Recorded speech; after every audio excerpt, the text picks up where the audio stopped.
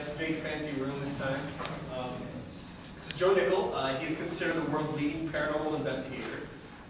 He's the only full-time professional paranormal investigator, and he travels the world investigating supernatural claims. Dr. Nickell is a senior research fellow for the PsyCop Center for Skeptical Inquiry. He works for the Center for Inquiry, and he writes regularly for the journal, the Skeptical Inquirer, which, by the way, we have some free copies of it over here in the back, a bunch of free stuff, if y'all want stickers or whatever. So take them all, Joel, so they're not mine to give away. So it empties out his car for it. He's a former professional stage magician and a private investigator. And he's used his varied background to investigate myths and mysteries, frauds, forgeries, and hoaxes. He has a PhD in English, focusing on literature, literary investigation, and folklore, and also works as a historical document consultant. So he's been called the modern Sherlock Holmes, the original Ghostbuster, and the real-life Scully.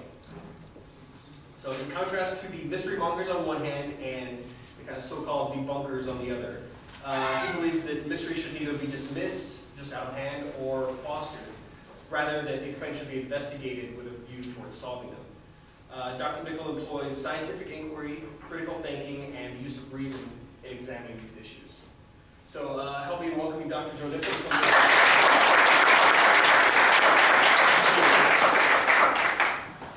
Thank you very much. Yes, I have labored to actually investigate paranormal claims. This year is my 40th anniversary. I marked my career as having sat in a seance to contact the ghost of Houdini in 1969. And since then I've done a lot of paranormal investigating.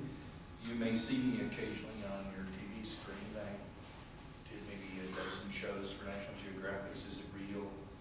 I appear on History Channel's Monster Quest from time to time, or Animal Planet as a cryptozoologist, or I'll be on the Discovery Channel or some other program. But always I'm trying to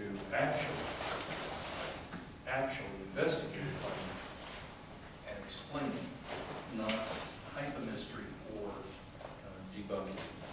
So let me begin. As you know, most people's talks are thinly disguised commercials for the books they've written. And this talk will be no exception. I am co-author of a forensic textbook. I am not a scientist, I am a science writer. So the co-author is an actual forensic scientist. But I do have a strong background in the forensic sciences, and I, from time to time, use forensic science or any other technique that I can use to help me explain a mystery. I may turn to folkloristics or historical research. I may go undercover and in disguise and catch tricksters. We'll go along on some of my investigations, and you'll see my approach, I think, a small laboratory. But if I need a real scientist, I go get one. Here I am investigating a weeping icon in Toronto, and here recreating a UFO incident over Buffalo. We're pretty sure that release of some ordinary white balloons, such as are set up at a wedding,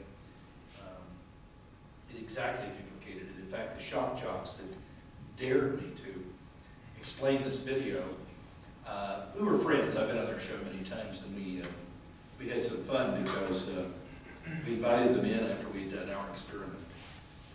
And we said, now sit down in front of the monitors and just refresh your memory. You sent us this video, and yes, he said, yes. And then after a bit, we said, well, we have a confession to make.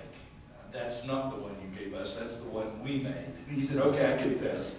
You've won the challenge, you fooled me, and yours looks just like the real UFO. but no hoax intended. It just people had seen these shapes in the sky and had it on video. Here I am firewalking, so you see the limits that I will go to try to bring you the true scoop. Firewalking is simply a matter of time of contact and total heat. We know that if you raise the heat, raise the temperature very much, people will be burned. And if you extend the length too much, people will get burned. Otherwise, you walk quickly. My tactic has always been, I've walked on fire several times, always on firewalks by David Willey. David Willey is the mad scientist on the original Jay Leno show. He used to do the, blow things up and do that sort of stuff. And my strategy was always wait until David walked. And then I was ready to walk. And one other tip, if you ever do firewalking, when people are taking pictures, don't stop to pose. Trust me on that, just take my word. Or here I am demonstrating stigmata and how easy it is to fake the wounds of Christ. I cut myself on Discovery Channel or the problems, just cut yourself. There's nothing to it. You can simulate the effects of stigmata. Can you pick me out in this audience? This is one that appeared on National Geographic's Is It Real? But this is a still photo. This is me. But we're not posing as a girl with glasses.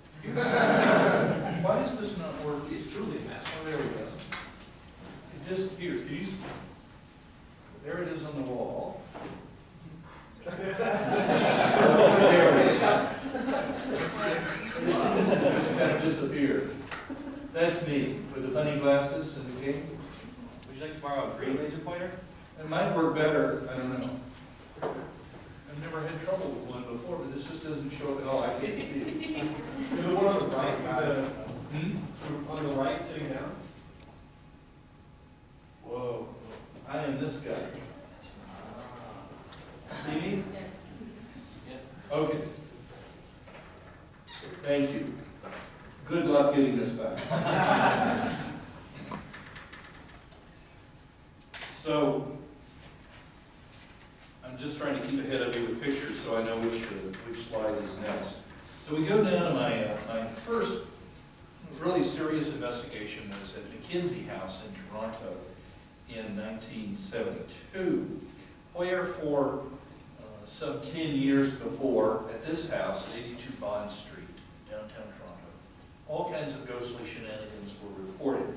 People would hear McKinsey's printing press late at night, locked and rusting in the basement, but they would hear it printing away.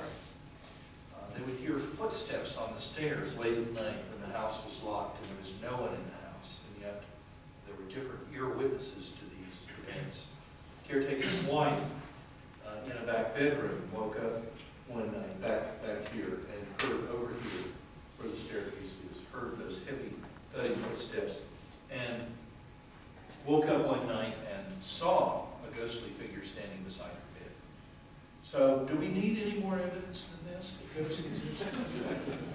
Eyewitnesses are totally alive. This is more than most episodes of the Ghost Hunters managed to get. And I do know Grant and Jason, and we did have a fear summit. But I think they're on a lost errand. But what is going on in a place like this? And so I went to McKinsey House and investigated. And this is the case that convinced me to make a career of this. Whatever people were hearing, they were not hearing this printing press. People were describing a rumbling, clattering sound, more like a rotary press, which is a much more modern press. This press would not have made the sounds that people were describing. So I thought maybe a nearby streetcar on the trolley tracks, rumbling and clattering maybe. But it turns out that probably what it was in the building next door.